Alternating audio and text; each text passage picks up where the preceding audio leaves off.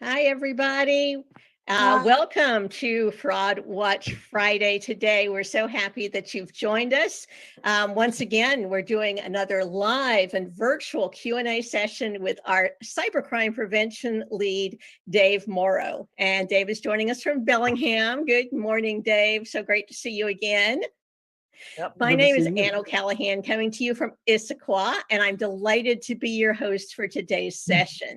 As you know, if you've joined us before, this is your show. You ask the questions, and Dave, with his extensive professional background in cybersecurity, is going to tackle them.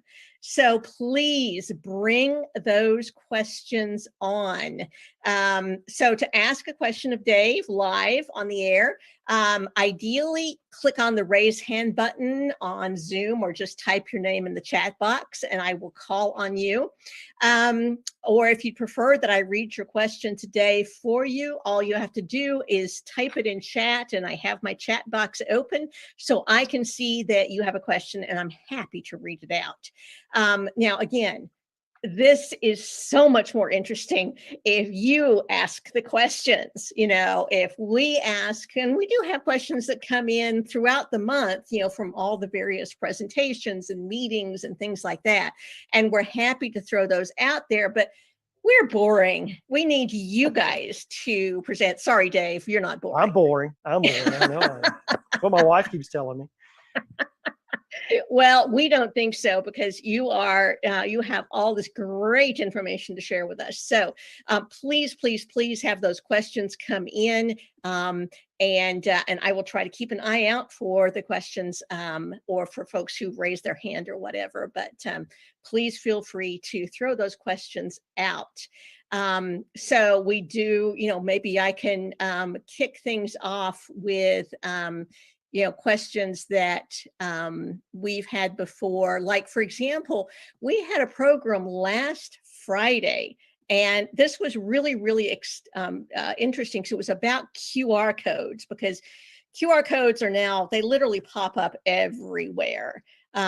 So the question that came up is, Dave, you said anyone can generate a QR code, legitimately or otherwise. Yep. Is there some authority, that oversees these codes? Doesn't that kind of invite fraud? And tell us a little bit about this situation. Yeah, it would be like having an authority that regulates printers. It really wouldn't make much sense, right? Sorry, Ann, but that's the way it is. This is more like one more proof of what I've told folks before, is that every piece of technology has two different types of good use and bad use. It's kind of a dual-edged sword. And the bad guys are businessmen. I used to say this about drug dealers when I was an agent, and people got all huffy about it. But it's true. They're going to use whatever technology they have to have or is available to them that would make them more efficient and more able to defraud more people quicker. And so a QR code, for those who don't know and haven't been with our, weren't there Friday on our session, is basically the newest version of the old barcode that we have. Everybody knows what a barcode is, and you scan it at Safeway or whatever. Well, this is just the new and improved version of that. It's square. It's a little squiggly black and white line thing that you see that's kind of square or rectangle. And it's just a barcode on steroids. It's a lot more information in it. And what we were talking about was that, at least, and I did some research, at least two of the three major browsers, Google Chrome and Microsoft Edge, have the capability. If you're on a website and you need to, if I'm on a website and I want to send you and say, hey, look at this website, instead of copying the entire URL with all the goofy characters and stuff, you can use, within the browser, it's built in to be able to generate a QR code. And then I can just send you the QR code and say, here, look at this. And you point your camera on your phone at it, and up it comes. Browsers, Google Chrome, all you have to do, if you're on a website you want to turn into a QR code, is look up in the upper right-hand corner. There's a little square with the arrow going up. Steroids now. And if you click on that, your drop-down menu will say, like, the third one down is use a QR code or generate a QR code. click on that, and it'll turn that website link into a QR code that you can then send. It's a little more involved with Microsoft Edge, as Microsoft would be, that you have to enable that in your Edge browser, and you can Google and figure out how to do that. With Firefox, the third major browser out there, they don't have it built in apparently, but there are all kinds of built-in extensions to the browser that you can get online to generate QR codes. And again, it's just like any other technology. Good, it has good uses and bad uses, and it's up to us as the users to have our shields up to make sure that we understand that we don't just take it as a given that it's a good thing on any given situation. Always beware. Yeah, because the fraudsters are very definitely using them, and that's what we talked about on Friday. Gotcha. So Tamara has a follow-up question to that. Is it safe to use a QR code when I'm at a restaurant to access their menu? I mean, that's a clever use of Sure. it. Yeah, I mean, and we saw that use explode during the pandemic. And yeah, I mean, it's usually the main thing you want to do anytime you're going to use a QR code, especially one that you see on like a restaurant menu or on a billboard or something like that, is to make sure that you know where it's going to go, where it's going to send you, and what's going to happen if you click on it. I mean, if you click on it expecting to see the menu and suddenly you're on an online poker site, then that's a problem. That's not right.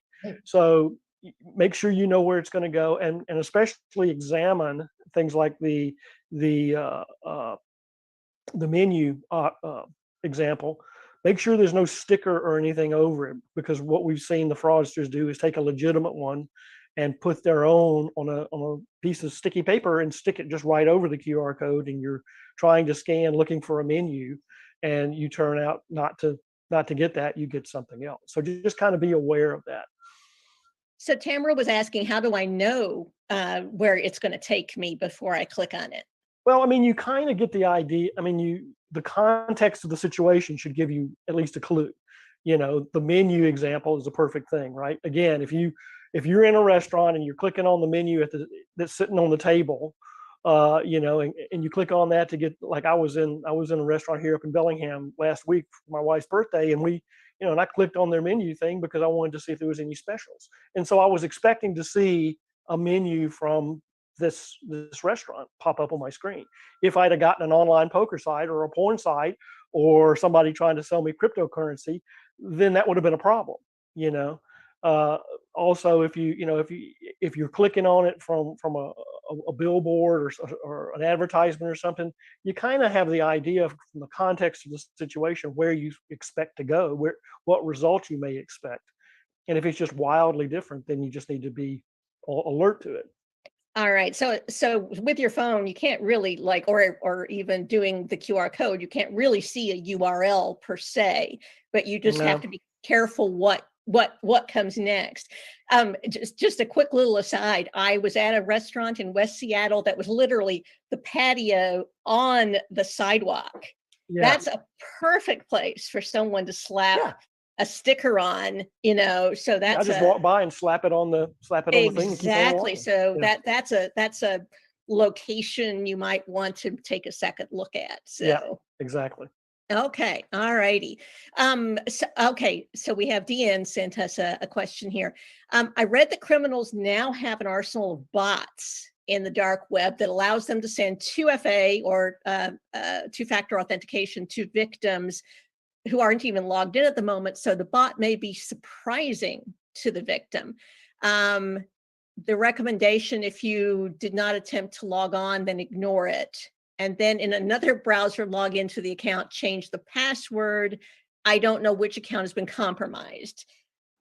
Can you parse that one out and ask about recommendations? Yeah, I mean, I don't really know. I'd have to know more about the particular context of this. I'm familiar with bots, and I'm familiar with how they're manipulating with two-factor authentication. I know that sometimes you'll be online and suddenly something will pop up on your screen from your browser that looks like a log on or is asking you to re-log on. If you don't know what account's been compromised, absolutely go through and change ones that you think might be. And I really don't know any other recommendations right now because it's kind of hazy on the context of what Dean's talking about. So send us an email to the AARP email address and give me some more context, and we'll address it last time. Okay, great. No, thank you. And thank you, Dean, for that question, because so often the questions that you put online here are things that would be really great to address with more research. So again, no question is a dumb question. No question is something, to wonder whether to throw out here, because it is going to be helpful one way or another. So thank you very much for throwing that out. You mentioned an AARP email to send. This is a follow-up from DN. The AARP email is what? I'm gonna ask someone behind the scenes to just put it in the text or in the chat. Yeah, put it in chat. So keep an eye on chat. Somebody behind the scenes is going to send that email to you. Okay. All right. Here's something that's a new trend. There comes the AARP email. AARPWA@aarp.org. Thomas asks, I heard Apple's talking about the next big trend on paying online is buy now, pay later. God, that sounds like credit. But obviously this is something new. So what is it and how might I get defrauded by it? Well, in my mind, you're kind of right. It sounds, back in the day, for those of us of a certain age, they used to have this concept called layaway, right? Where your mama went down and paid $10 a week, and starting in August, and by Christmas time you had Christmas presents. This is kind of like that, except there's no interest involved. Buy now, pay later is what Apple is trying to attach to Apple Pay, and they're talking about it with other types of payment online, where basically, literally, you buy something and you pay it in installments, if you will, over time, and Apple Pay keeps track of all that for you. There's right now, what I've been reading about it is they're not talking about having interest involved. It's just basically like layaway was, except you get the goods right now. To me, this is fraught with fraud problems. For one thing, the whole idea of allowing you through Apple Pay, if somebody gets hold of your Apple Pay account or somehow figures out a way to get into your Apple ID, they'll buy all kinds of stuff and you'll be stuck paying with it forever. Or don't kid yourself. As soon as it rolls out, there'll be hundreds of hacker researchers trying to figure out a way around it and take advantage of it. And the track record of their side is pretty good. These things are so complex that there's usually a way that they eventually figure out how to get around things. It may take them a while. So yeah, it's just we call that about the targets of opportunity in fraud, and this is probably going to increase in some way. They're going to find a way to take advantage of it. So yeah, from the sense of your Apple ID could get it taken over, and your wallet could be compromised, and Apple Pay they could buy all kinds of stuff, and you'd be stuck with it for a while. That again, it's still in the development stage. They're still talking about it. It may never come to pass, or when it comes to pass, it may be radically different than what they're talking about now. But yeah, that's buy now, pay later is one of the big new things that aren't really so new, but I guess to the guys thinking it up, they are. I think I even remember seeing this article, and I think there were other companies also trying to jump on this bandwagon. I think Apple had something unique that made it possible at this point or something. Do you recall reading about it more? No, I don't recall reading about that. Apple is always one of the guys that are one of the companies kind of at the forefront of trying to roll out new things and talk, because their customer base has become to expect that. Every new iPhone product, every new iPad product, every new Mac is they've trained their customer base to be expecting all kinds of great things. And so they really have become kind of the leaders among the leaders in new and cool things. Even if they never see the light of day, they'll talk about them. So Okay, great. Thank you. And I hope that answers everybody's questions there. And let's talk again about targets of opportunity. So, Oh yeah, cryptocurrency. cryptocurrency and NFTs have certainly been well embedded in the financial Yeah. news these days, especially with the prices plunging. And in that situation, many people see an opportunity. Oh, I buy low and it'll go back up. But great fraud target. How do we recognize those and how do we handle it? Well, the main thing with cryptocurrency is, that you need to deal with known entities. And now that a lot of the well-known investment companies, Schwab and other ones have started dipping their toe into the waters of cryptocurrency and allows you to buy it.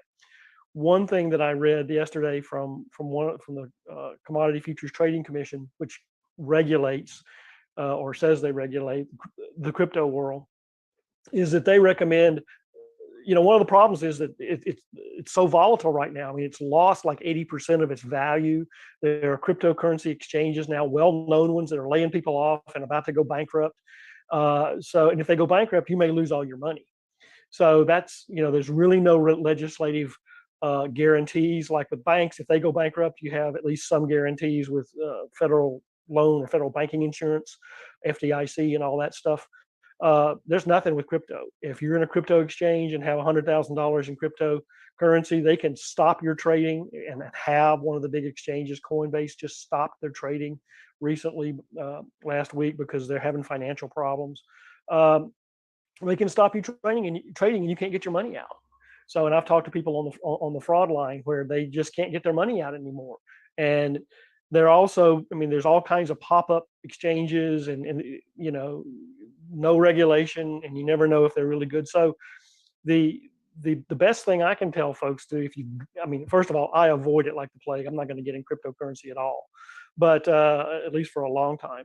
But personally, if you feel the urge, you have to do this, then go ahead and use a reputable investment company, because at least if it goes sideways and you need to take your money out, they have to give you your money back by federal law. All these other ones that just pop up have no federal oversight right now. Now that may be coming next year or so, but right now they don't. Okay, great. And while we're on the topic of, the next big thing, SIM swapping. I don't know, maybe that's an old thing, but Yeah. it's getting attention now. How can I keep someone from putting my number on another phone and steal my accounts? Yeah, that SIM swapping is something that has kind of grown. It still occurs. What SIM swapping is exactly that. You have your mobile device and your SIM card, the little card in your phone, is what really carries your phone number. That's what gives your phone that number. You swap it out and put another SIM card with a different number, you suddenly have another phone number.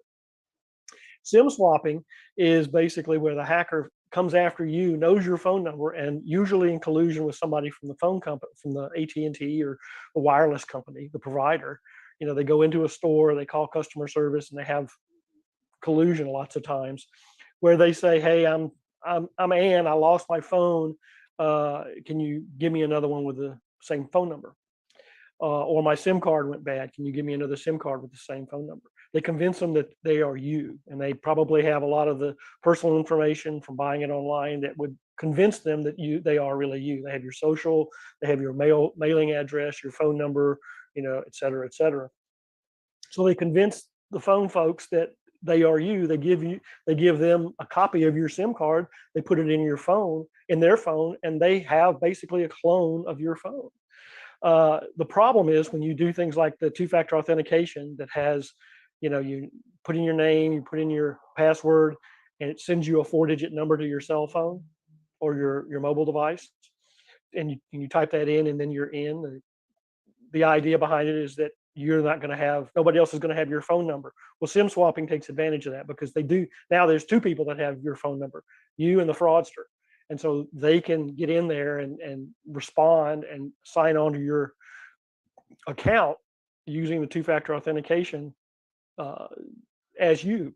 And then they can just change your password and all that stuff. That's why we tell people, if you're going to do two-factor authentication, if there's no other option, use the 4 digits. Give me your phone number and I'll send you a 4 digit number, and you have to type it in.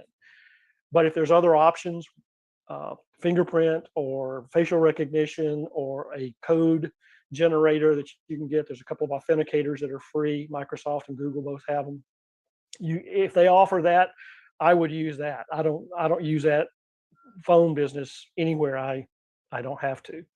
But yeah, SIM swapping is something that, if you find that your phone suddenly doesn't respond, or you are getting complaints from people that say, "Hey, I texted you and you didn't answer," then you might have some problem with SIM swapping. Okay, so I think you're telling us that when the SIM is swapped, your phone, your own phone, basically becomes a brick anyway because you no longer have access. Sometimes it's very hard to see. Sometimes it's transparent, or other times you'll start seeing service interruption kind of periodically or something. Hmm. So I don't think it's a rule that if somebody does SIM swapping on you, your phone always becomes a brick and will stop responding. Because I've talked to people who said, they were victims of SIM swapping and their phone still worked for a while or worked intermittently and then had problems. So just be aware of, if you have some real problems with your phone out of the blue. I mean, like, if you've had problems with your phone for the last 10 years or 5 years or however long you've owned it, then you're probably still going to continue to have problems. But if the phone has been working great and suddenly it starts having all kinds of issues and you stop missing emails and stuff, phone calls and things like that, it's worth changing your number and getting a new SIM card. Okay, and probably if you have that suspicion, you probably want to, for example, monitor your credit accounts, Oh, especially absolutely. if, like, you have a Yeah. wallet with a Yeah. credit card attached to it. You want to more frequently check those Yeah. accounts to be sure there's not activity going on that you didn't Absolutely. authorize. Yep. Absolutely. If you use Google Okay, Pay or Apple Pay or one of those things too, right. yeah, you absolutely Okay, want to watch that. perfect. Okay, thank you. That was really, really helpful. I hate to use the word scary, but it is scary how many creative ways there are now. And it seems like, and I was reading this, more and more tend to be centered on your phone. We were so used Yeah. to phishing via email, right? And we've talked a lot about texts that seemingly come from Amazon, but the phone is it my imagination, or is the phone becoming more and more and Oh, no. more a vehicle? No, the phone is rapidly replacing desktops and laptops and all the standard computer. I mean, there'll always be some out there. There'll always be needs and uses for it. But I mean, there's so much stuff you can do with I mean, I bought this house that I live in with my iPhone. Through my iPhone, I did the mortgage, I signed all the paperwork, et cetera, with the phone. And to me, that was incomprehensible. An old guy like me who remembers, the Apple II plugging along like that, and Commodore VIC 20 and all the old computers we had back in the day. It was just, mind blowing that I could do that. But I bought this whole house and signed all the paperwork on my digital device. Why does that not surprise us? You have the expertise, and we all wish to get inside your brain No, you don't. get it for No, ourselves. it's a wasteland, let me tell you.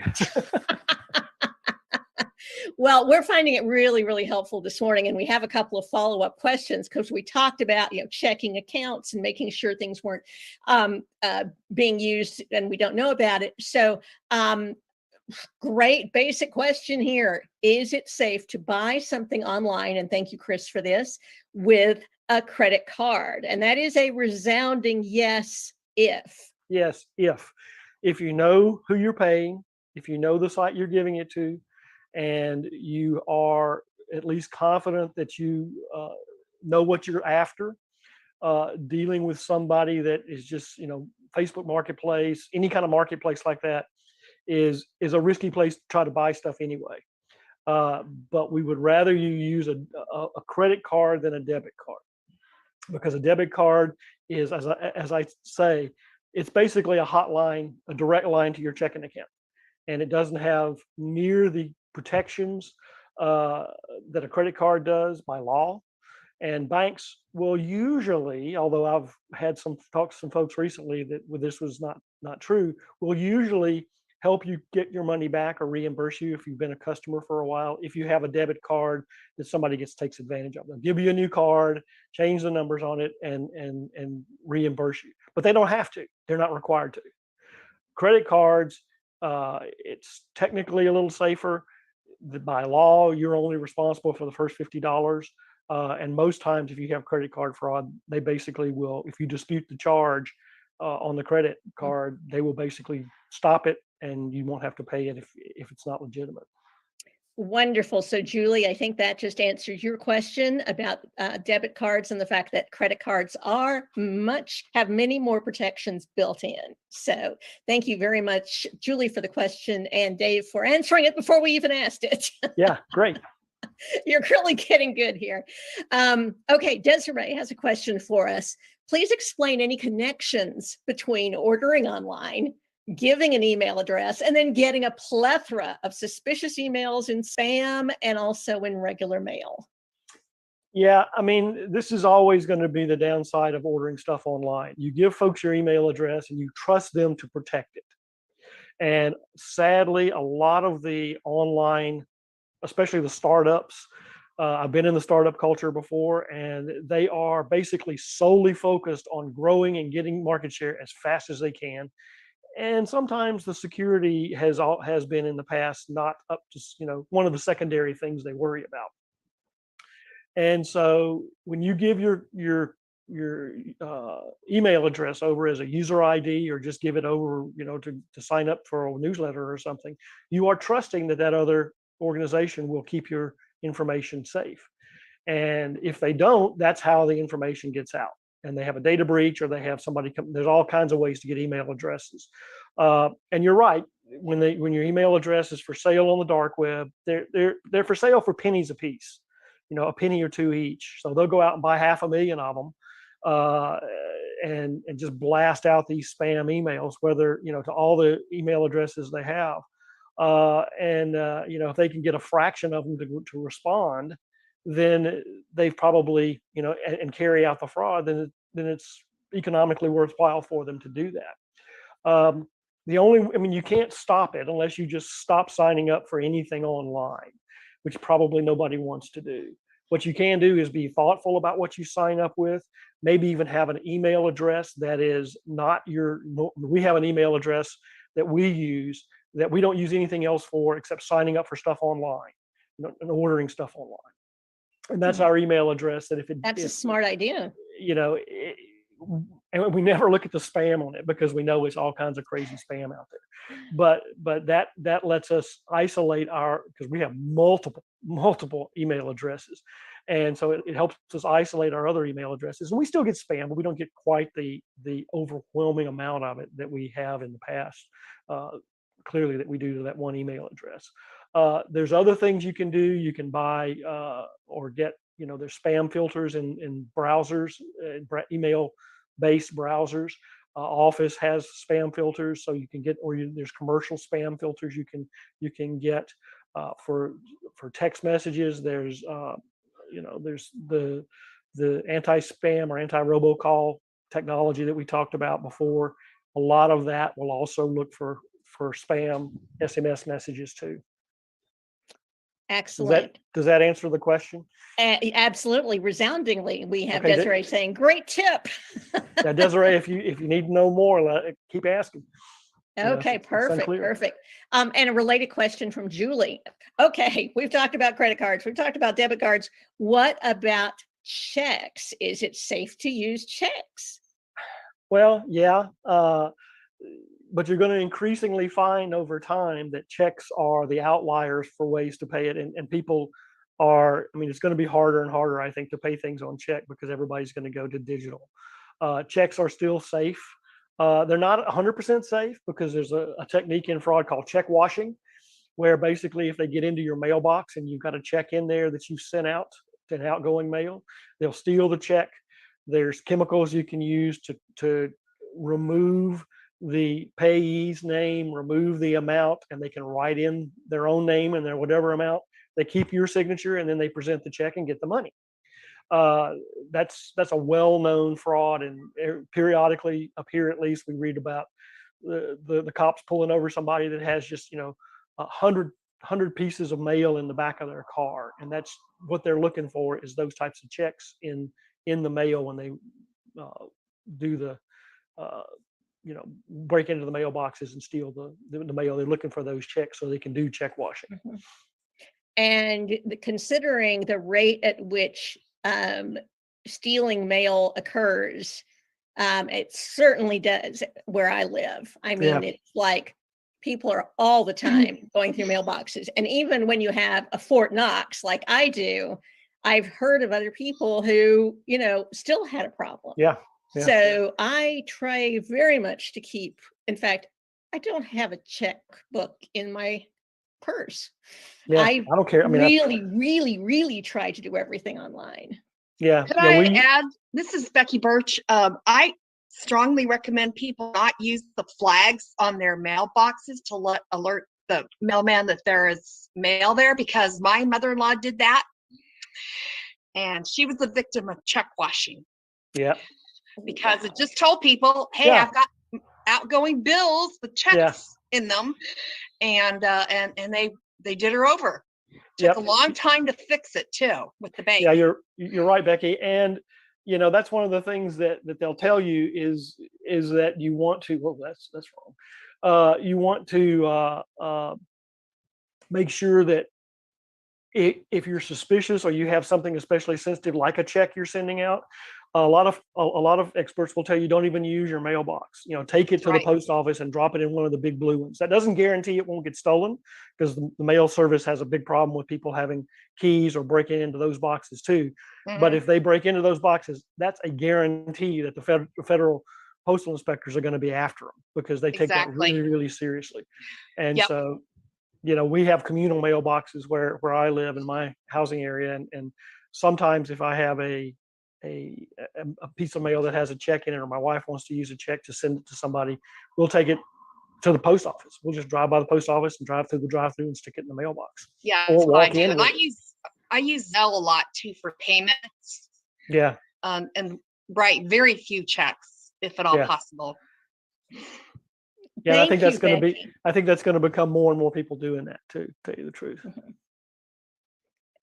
Becky, thank you so much for bringing that up. Really sorry to hear about the problems that you and your mom went through on that one. It just makes your blood boil. Yes, it does. Yeah. She's in her 90s, but thank you. Oh my goodness. No, thank you so much. We really welcome this kind of interaction, and so pleased that you told us about that. And I think you mentioned Zelle a minute ago. In fact, Desiree has a question about, tell me about the safety of Venmo, Zelle, and PayPal. Well, Venmo and Zelle are one thing. PayPal, I think, is sort of something else, but maybe not. They're still person to person or peer to peer, right? Peer-to-peer, right. Yeah, I mean, they are payment services that have grown up in the last 5 years or so. Zelle and Venmo both. It's free to download it, and you establish an account, and then you can exchange money. You can pay bills. I'm the treasurer of our homeowners association. We have all our dues now. We're moving toward paying on Venmo because it's so easy and fast. Now, of course, it comes with security issues too. You need a good password on your account. You need to make sure that you kind of know who you're dealing with. And I have no doubt that there are different frauds on there. But one of the complaints I hear about both Zelle, Venmo, PayPal, any of those electronic peer-to-peer payment things, is that when you have problems, it's sometimes really hard to get customer service. It's really hard to do anything, especially if you want to use your phone to call them. I deal with a lot of folks who basically are not comfortable with computers, and we succeeded in scaring them to death. And so they want to call them and talk to somebody. Well, some of these, I don't know if Venmo does or not, but I don't think Zelle even has a phone number you can call. They want you to do everything through their online chat and their online problem solving and things like that. So that's one of the downsides of it, is that if something goes wrong, they may or may not be willing to help you out. And your bank, I think it's Zelle that is tied very strongly to the banking community. But I've heard complaints about them too. So yeah, you need to know there is no such thing as 100% great thing, right? Everything comes with good and bad.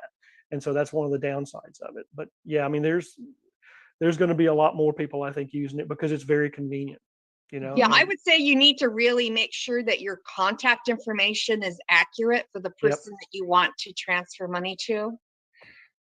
Yeah, because that's how the money goes. And if you Yeah. mistype it or fat finger it, then it goes to whoever you gave it to, and you may or may not ever give it back. Exactly. Yep.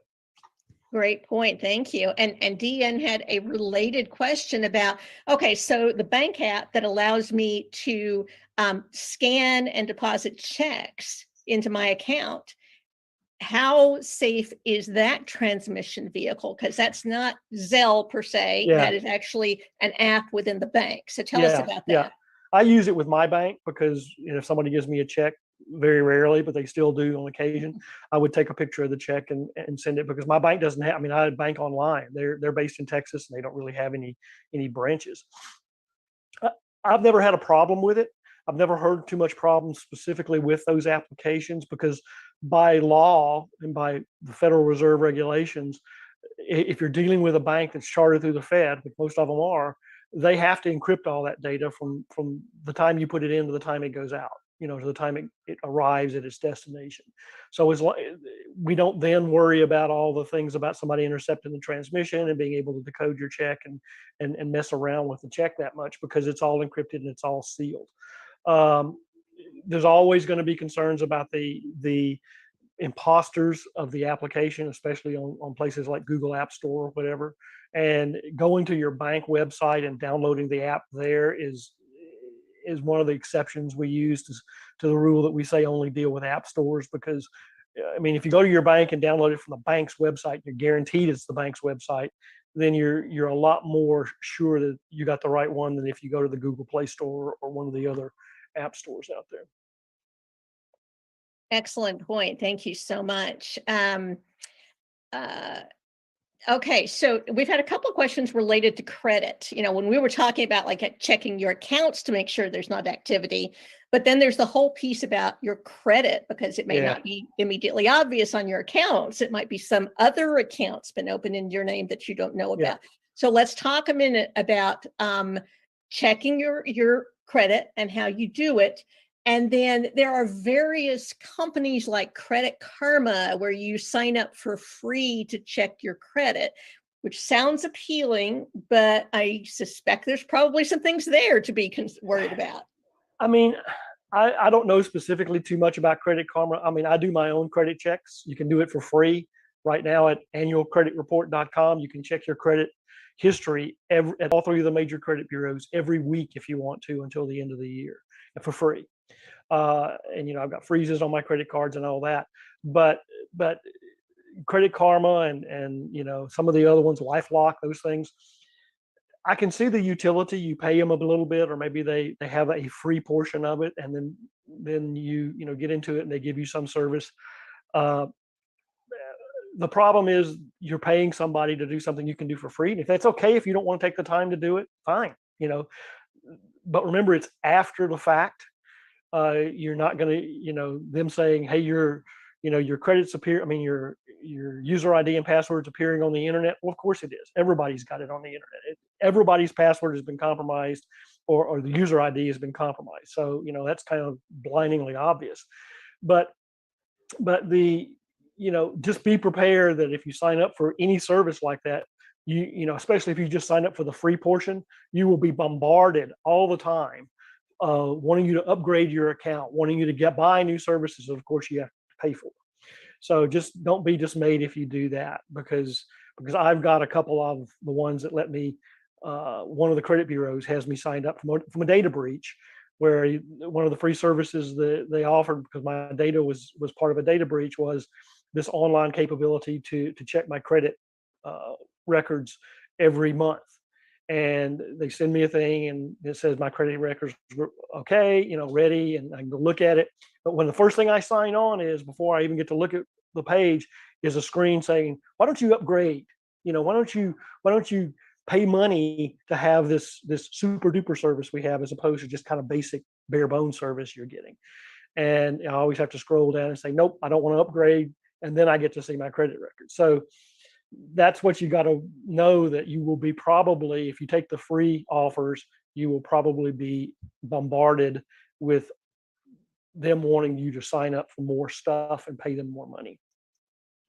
But yeah, I mean, if you don't want to do the credit history yourself, if you don't want to freeze all your credit, if you just want to know about what your credit score is, then that's fine. You know, a lot of banks will do that as part of their, you know, services for very cheap or whatever. Um,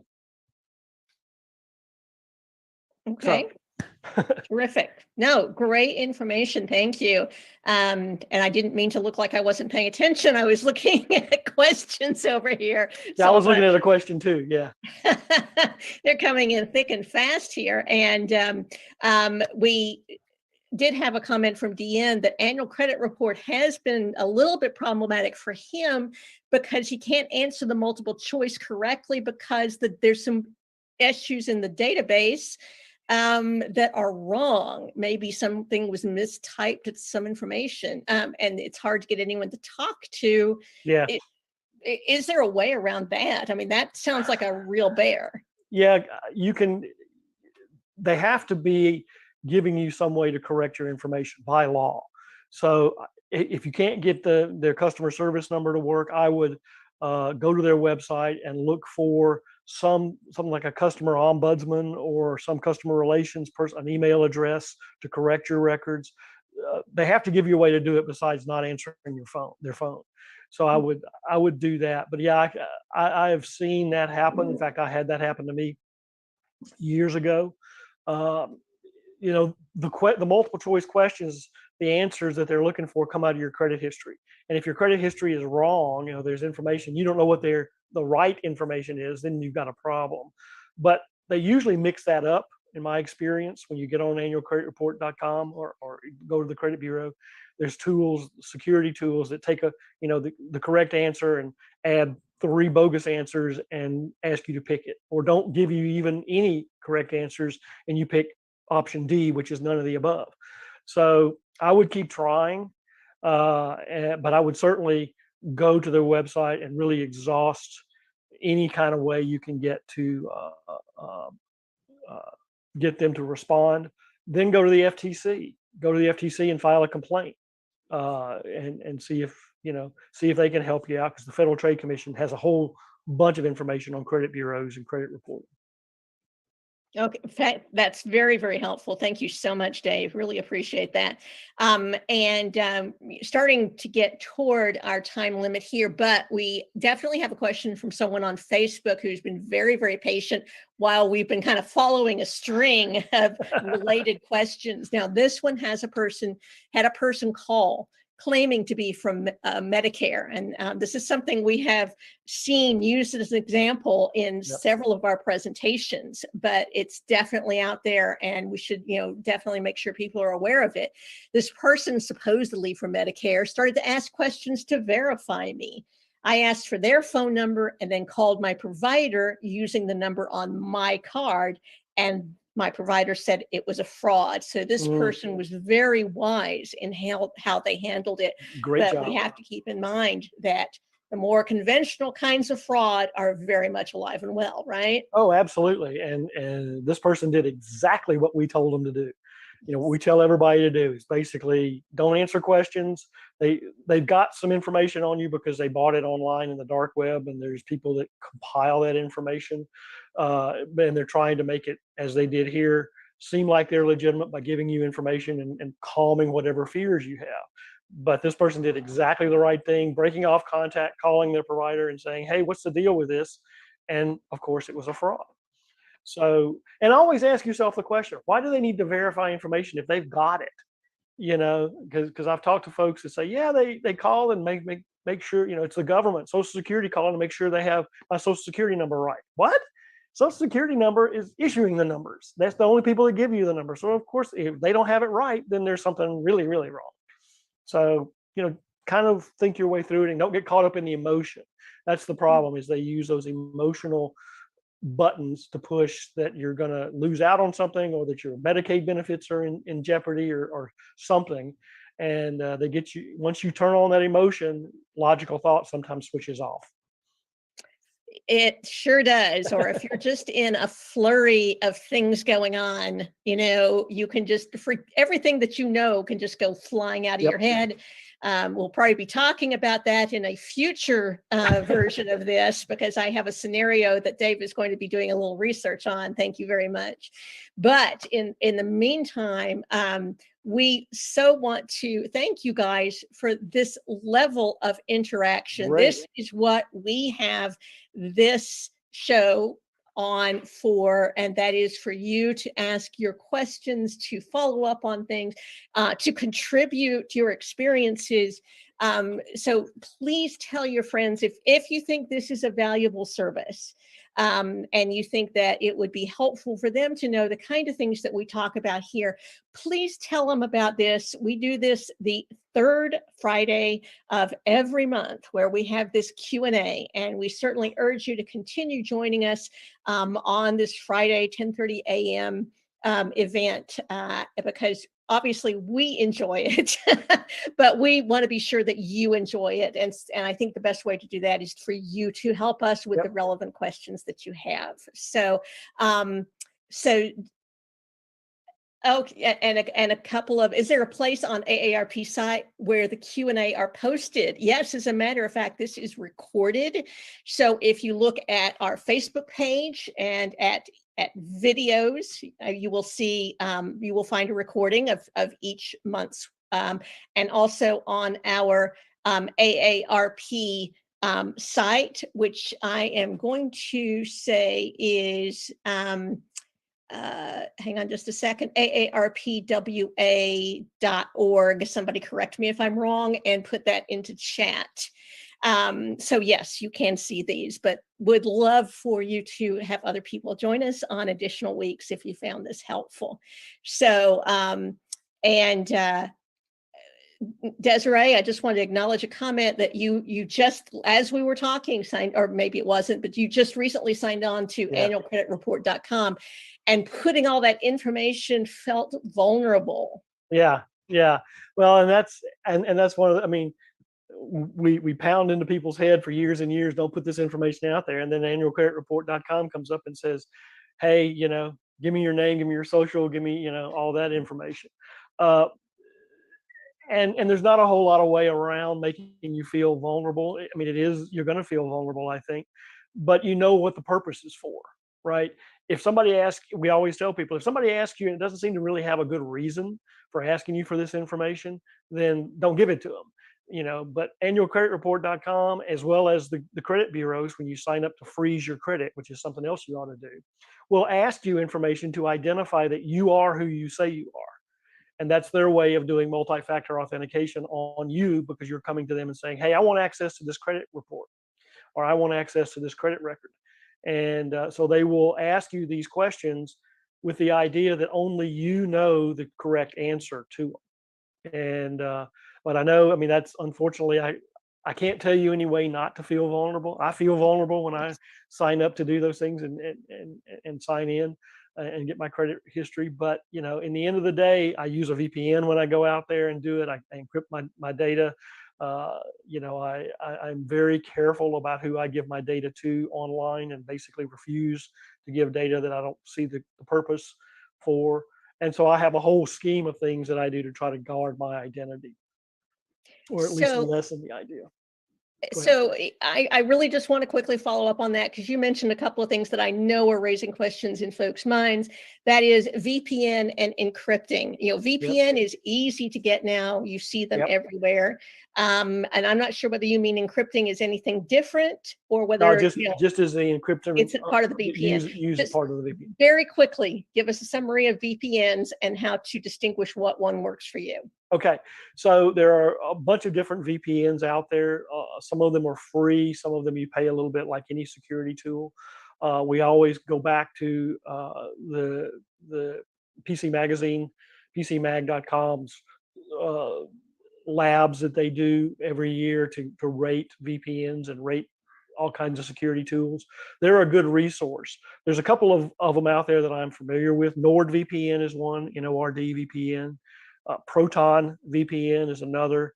There are two that are particularly easy to use that I've used before. There's other ones out there. You just kind of got to be careful. Go with one that's, that is well known, because we have sadly seen fakers out there who market a VPN that's full of holes or basically not even real.